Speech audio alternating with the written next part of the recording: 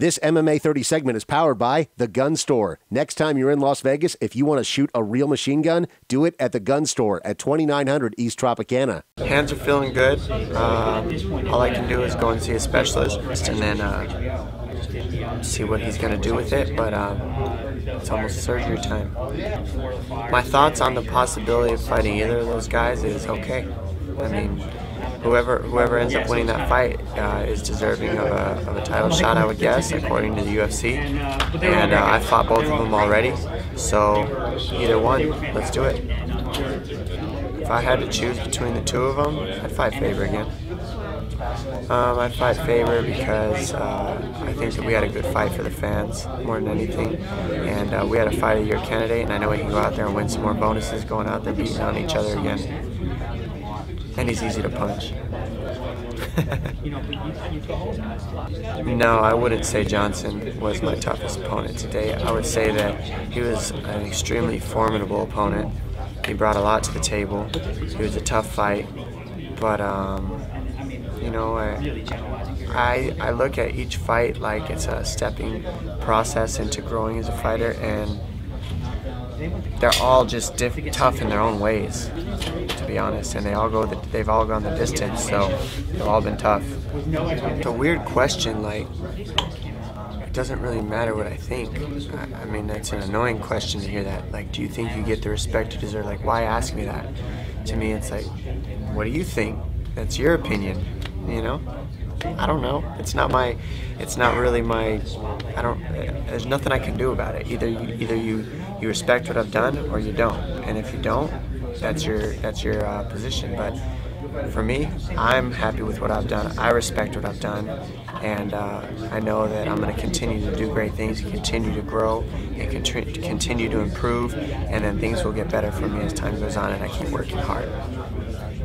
The fact that the UFC's come to Fox is huge. It's awesome, and it's perfect time for the 135-pound and the 145-pound divisions to blow up too, because now the casual fan's gonna see the 35 and 45 pounds as part of the UFC right off the bat, instead of the guys that came in later. So they're gonna see the big picture and see that we belong in the division. We're some of the most exciting fights out there, and on top of that, it's huge for the UFC because they're promoting the fights during football games. You see a pop-up of, you know, Cain, Velasquez, Jr., Dos Santos in the bottom, and it's like, man, you can't beat that kind of marketing, and it's just awesome that we're finally going out there to that casual general public fan. It's exciting. Yeah, Junior poses a threat to anybody. That guy is savage. Of anybody that I've seen without like years and years of wrestling, he's got some of the best takedown defense I've ever seen without having a wrestling background first. So he's got great hips, he's extremely powerful, awesome fundamentals on keeping the range, and that will make it harder for Cain Velasquez to set up the shot. But I also believe that Cain has a very good bite on the way striking works and the fundamentals of it, enough that he can survive long enough with Dos Santos to close the distance and get the takedowns he needs.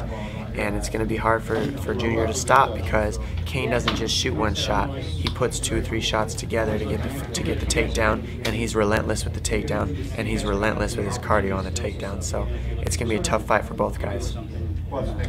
I like to see Jones and Silva. I think Jones is a little bit bigger than GSP, and a little bit bigger than Silva too. So I think that, and I mean, you look at their body styles, you look at the way that they fight, you see tons of similarities. So it would be an outstanding fight, and it'd almost be a mirror image fight in my opinion, except jiu-jitsu versus wrestling. I guess watching all these up-and-comers, you see these guys coming up and you look at the look in their eyes, the look on their faces, that fires me up. Because I remember, you know, being where they're at and just wanting something so bad.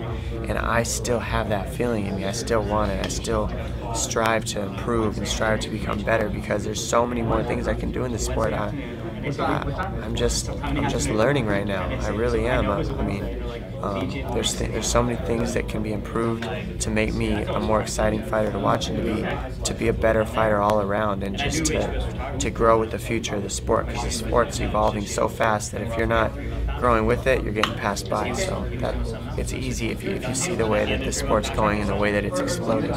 Stay very motivated. You have to be able to wrestle if you're gonna compete at a high level in this sport nowadays. Yes.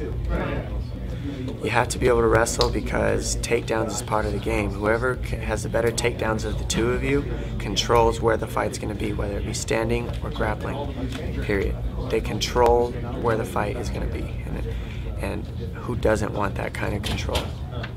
I'm going to take Frankie in this fight. I'm going to take Frankie because I think that I know the way he trains. The guy trains bar none as hard as anybody. And he's hungry. And I think that his quickness is just going to continue to give everybody in that division problems. He's quick and he's strong enough that it's not easy to move him around. So it's like he's got a good mixture of the way he fights, his style, the way he uses his body to win, and he's a smart fighter. He's an intelligent fighter. This MMA 30 segment is powered by The Gun Store. Next time you're in Las Vegas, if you want to shoot a real machine gun, do it at The Gun Store at 2900 East Tropicana.